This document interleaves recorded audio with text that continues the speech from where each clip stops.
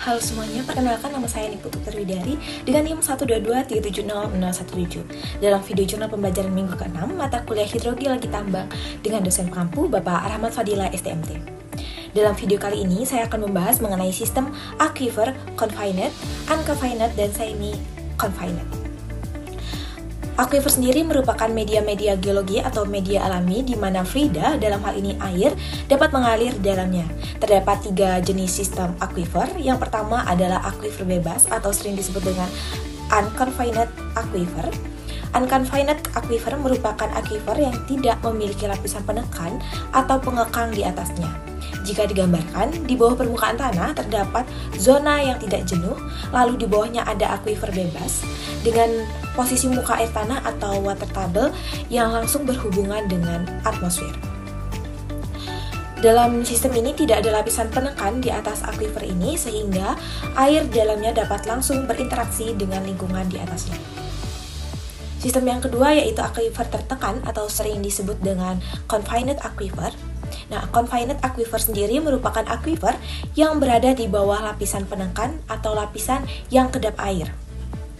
Nah, lapisan penekan ini memiliki permeabilitas dan juga konduktivitas hidrolik yang jauh lebih kecil sehingga air di dalam aquifer tidak langsung berhubungan dengan permukaan. Nah, karena adanya tekanan dari lapisan penekan, tekanan air di aquifer tertekan biasanya lebih tinggi daripada posisi top aquifer itu sendiri. Nah, jika aquifer ini ditembus misalnya dengan sumur, air bisa naik ke atas permukaan top aquifer bahkan bisa lebih tinggi daripada permukaan tanah atau artesis positif. Jika naiknya tidak sampai permukaan tanah disebut dengan artesis negatif. Sistem yang ketiga yaitu aquifer semi tertekan atau semi confined aquifer. Nah, pada sistem ini lapisan penekan di atas aquifer tidak benar-benar kedap air sehingga masih ada sedikit aliran air yang bocor dari atas. Nah, lapisan seperti ini biasanya berupa pasir lempung atau material lain yang masih memungkinkan air mengalir meskipun terbatas. Jadi, aquifer semi tertekan berada di antara aquifer bebas dan juga aquifer tertekan dan sering disebut juga sebagai aquifer bocor atau leaky aquifer. Selanjutnya saya akan membahas mengenai perubahan sistem aquifer. Nah, dalam sistem aquifer, posisi aquifer bisa berubah dari aquifer bebas menjadi aquifer tertekan, tergantung pada keberadaan dan posisi lapisan penekannya. Nah, misalnya dalam satu lapisan yang sama, di satu bagian bidang menjadi aquifer bebas karena tidak ada lapisan penekan, namun di bagian lainnya bisa berubah menjadi aquifer tertekan setelah penutup lapisan penekan.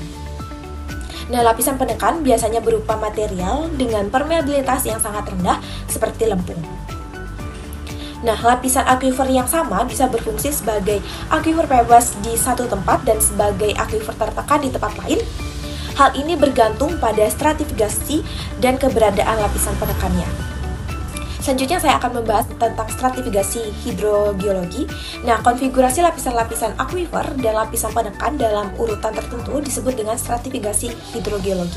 Nah, stratifikasi ini menggambarkan urutan perlapisan berdasarkan sifat hidroliknya, yaitu kemampuan membawa air atau aquifer atau sebagai lapisan penekan atau confining layer. Sekian yang dapat saya sampaikan, terima kasih.